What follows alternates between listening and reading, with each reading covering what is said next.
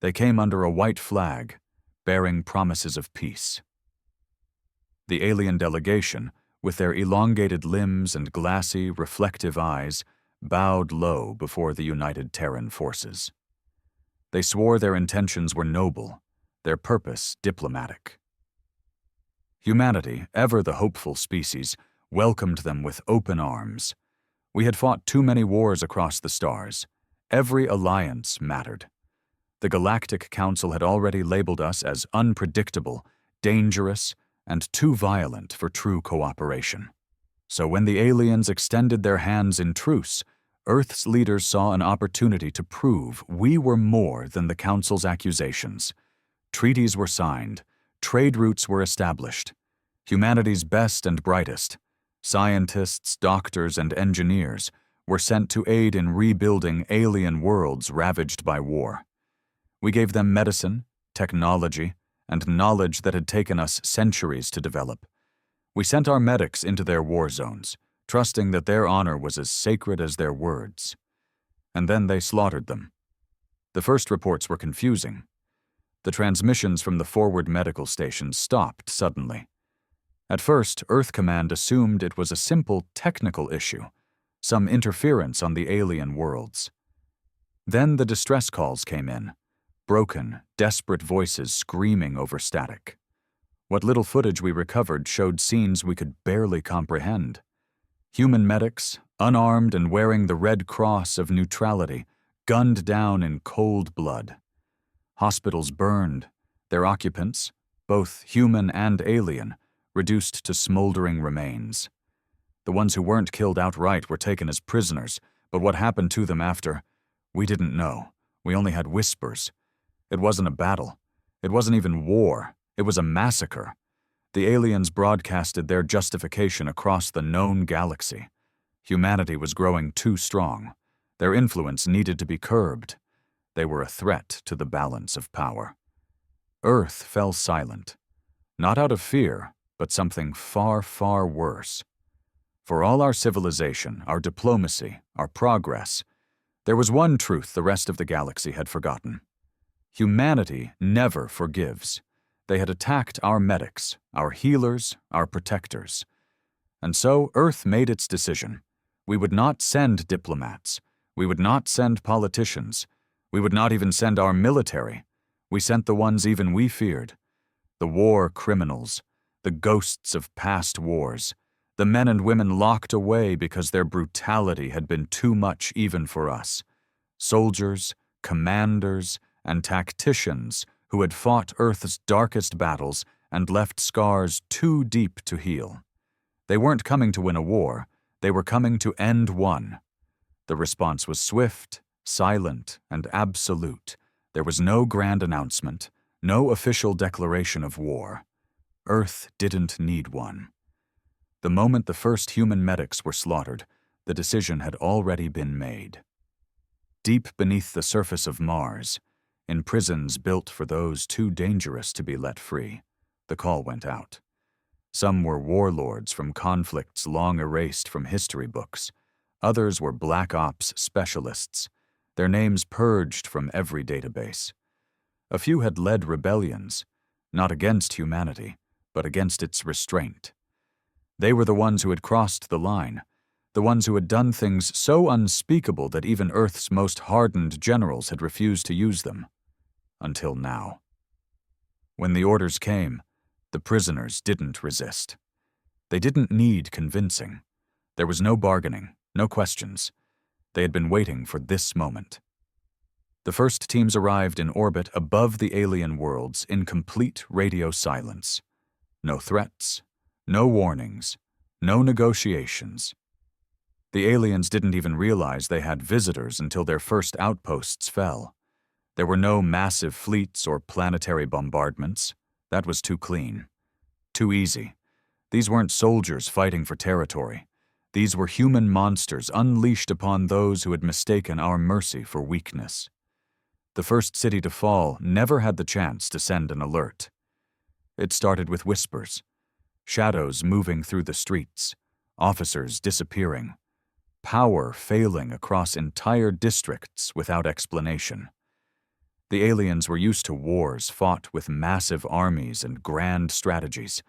They expected formations, battlefields, and an enemy they could see. What they got instead was terror. Their leaders were found in their own chambers, throats slit before they could call for help. Supply routes were severed, but not by explosions, by bodies, impaled and left as grotesque warnings. Weapons systems refused to fire, sabotaged days before an attack even came. Their elite forces deployed in response to the growing panic, but they too vanished, one by one.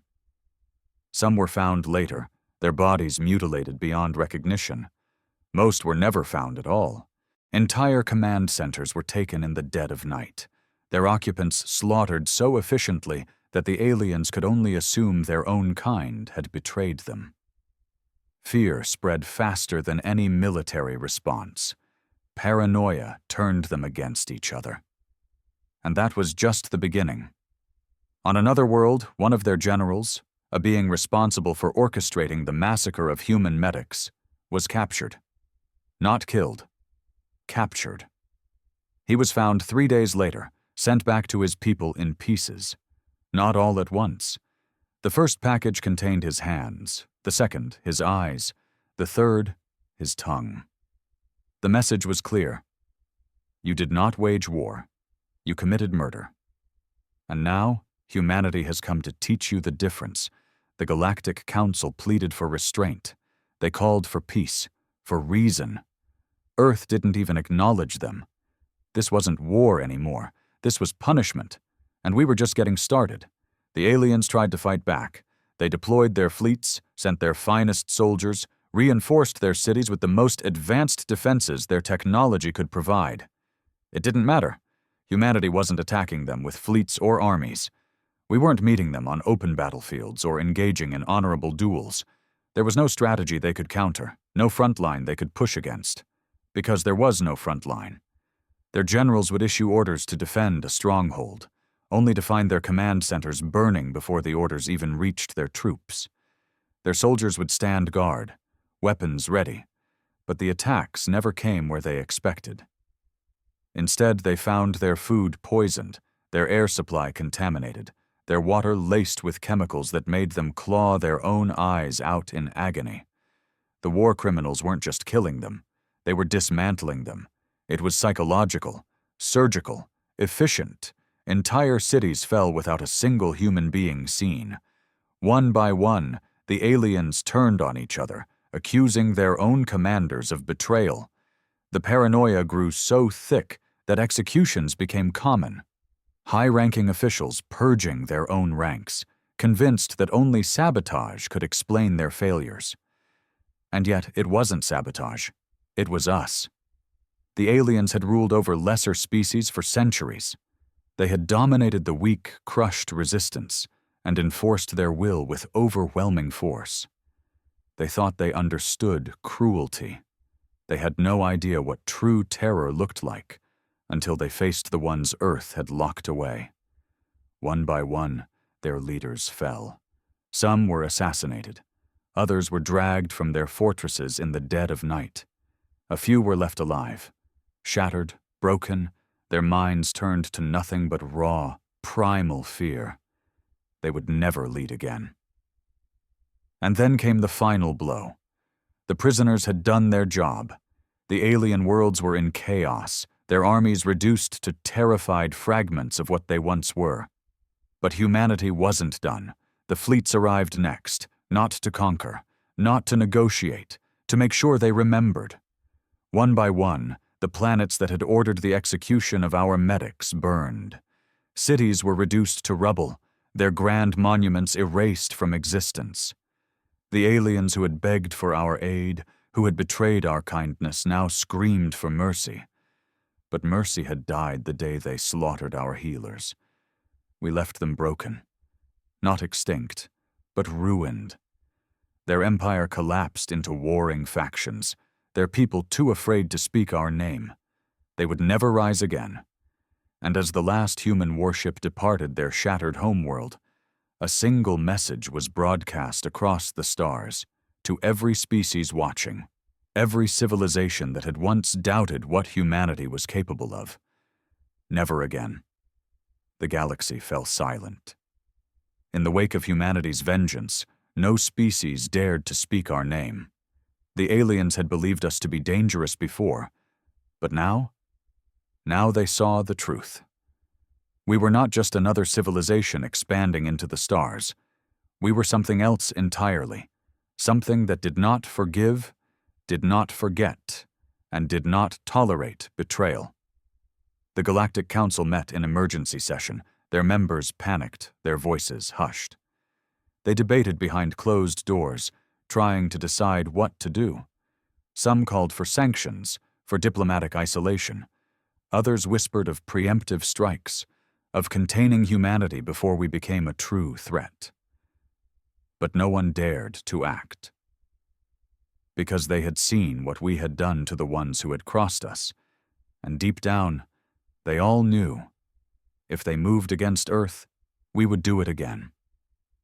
On the alien worlds we had broken, the survivors struggled to rebuild. They tried to rewrite history, to paint themselves as victims. But the truth was carved into the ruins of their cities, written in the ashes of their fallen empires. And on Earth, we went back to our lives. The war criminals who had been unleashed were never mentioned in official records. Their names remained forgotten, their existence denied. Those who had survived returned to the places humanity had once locked them away, not as prisoners, but as reminders. The galaxy thought we had unleashed monsters. They were wrong. The real monsters had been watching from the beginning. They had sat in their offices, in their war rooms, in their high towers, and made the decision that changed everything. They had known exactly what they were doing.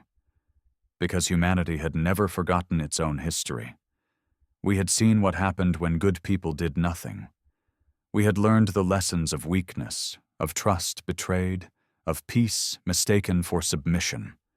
We had once promised ourselves that we would be better. And we were, until the day they attacked our medics.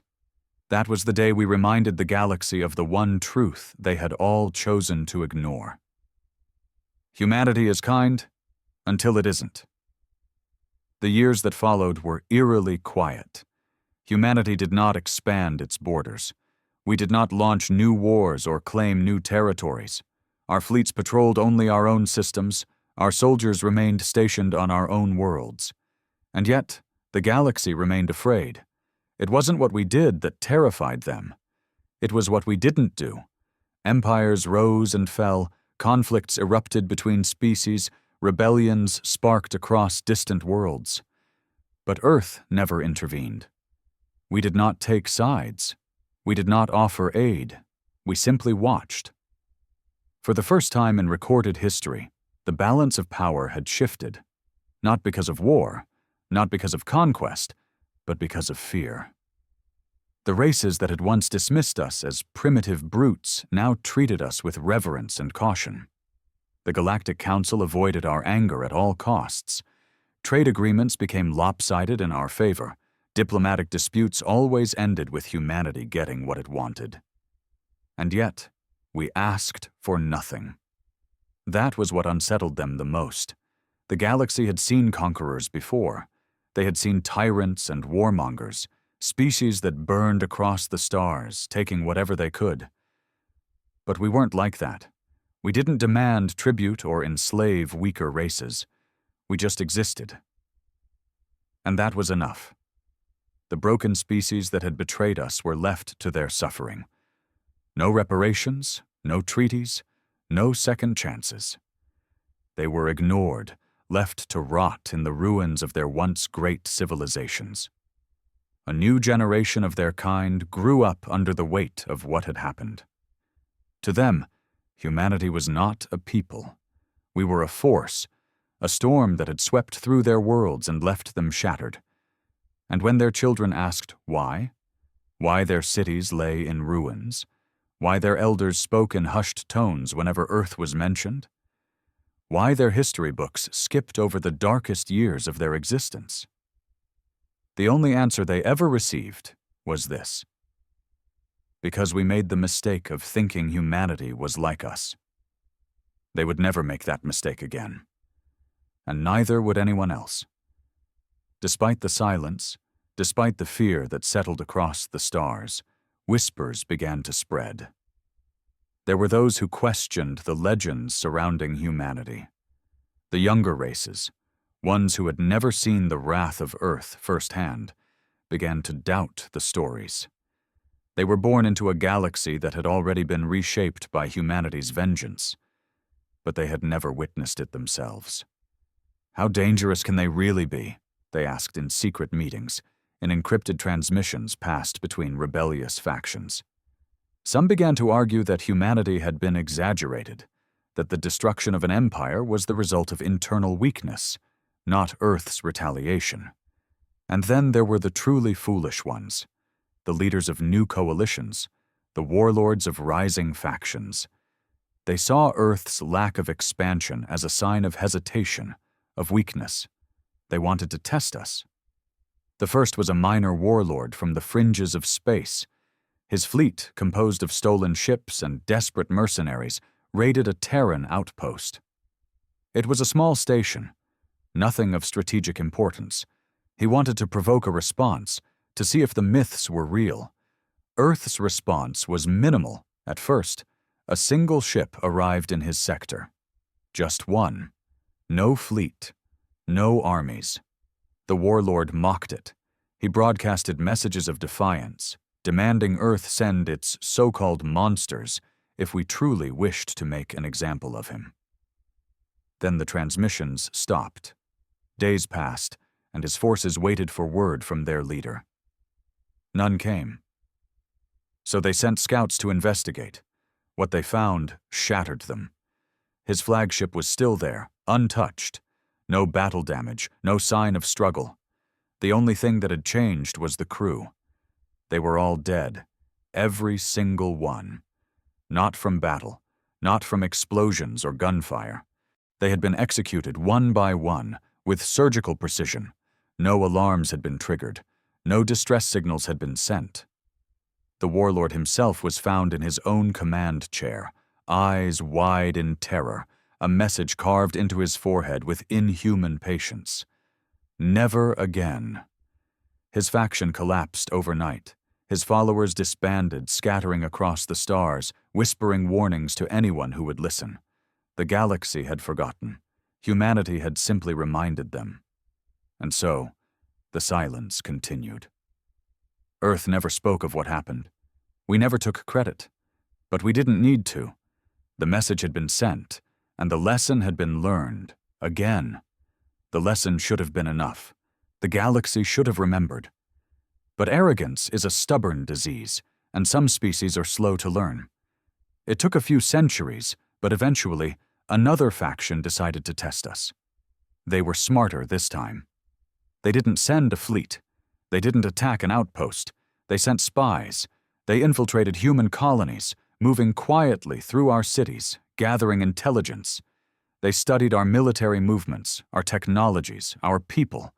For years, they hid among us, learning, waiting.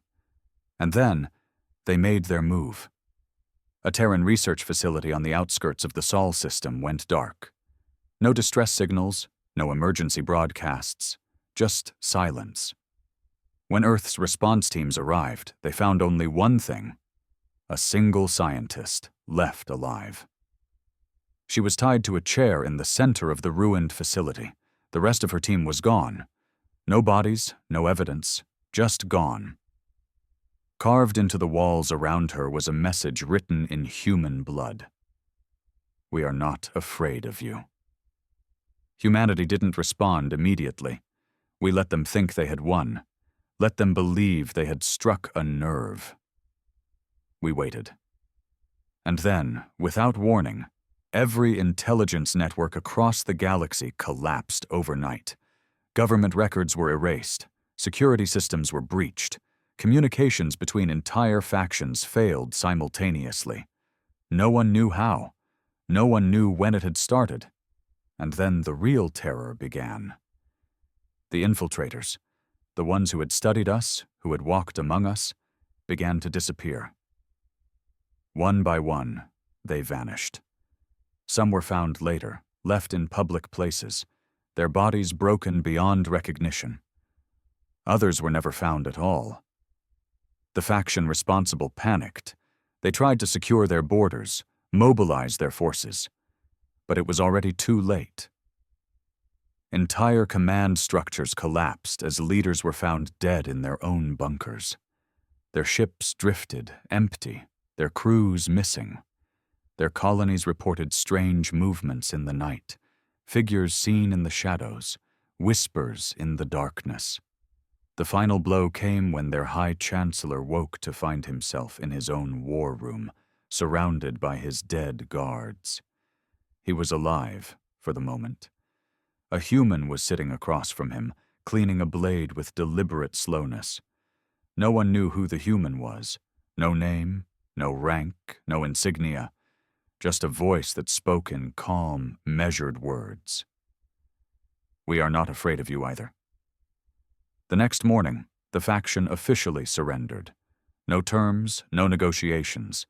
They simply gave up, disbanded their government, abandoned their weapons, and scattered across the galaxy, vowing never to cross Earth again. There was no official record of what happened to their leaders, but the message was clear. Humanity did not forgive.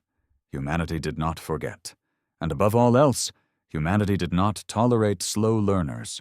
And so, the galaxy remained in check. Not because of laws, not because of treaties, but because of fear. Not fear of war. Fear of what would happen if humanity ever truly lost its patience. Generations passed, and the stories became myths. The younger races whispered about Earth in secret, telling each other tales of the monsters in human skin, the warriors who fought like ghosts, the punishments that came swift and silent. Some doubted the truth, until they met the survivors. The broken remnants of the factions who had dared to test us never recovered. Their people still existed, but they had no future. They wandered the galaxy as refugees, cursed by their own ancestors' mistakes, and they all had the same warning. Do not provoke them, do not challenge them, do not give them a reason. For centuries, the galaxy obeyed. Until one day, a new empire arose. They were young, reckless, bold, arrogant in the way all rising powers are. They expanded quickly, claiming worlds, forging alliances, pushing into uncharted space. And eventually, inevitably, they found humanity. At first, they respected us. They approached carefully, seeking trade, studying our history with wary curiosity. But as their influence grew, so did their ambition. They saw Earth's silence as complacency. They mistook our lack of expansion for stagnation, and, just as before, they whispered among themselves, "How dangerous can they really be?" The cycle was beginning again. They started small, testing our borders, probing our defenses. They sent ambassadors laced with subtle threats, hints of demands. Earth gave them nothing. And then they made their mistake. It wasn't an attack. It wasn't an invasion. It was a simple statement, spoken by their leader in a moment of arrogance, broadcast across the stars. Humanity is no longer the power it once was. It is time they accepted their place. The silence that followed was suffocating. The galaxy held its breath.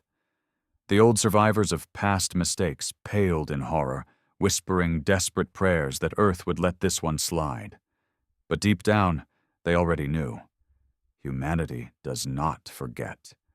Humanity does not forgive. And now, once again, humanity had been given a reason. Somewhere, in a place no one dared speak of, doors that had long remained sealed were opening. The monsters were being awakened, and the galaxy would soon remember the oldest lesson of all. Never provoke. Earth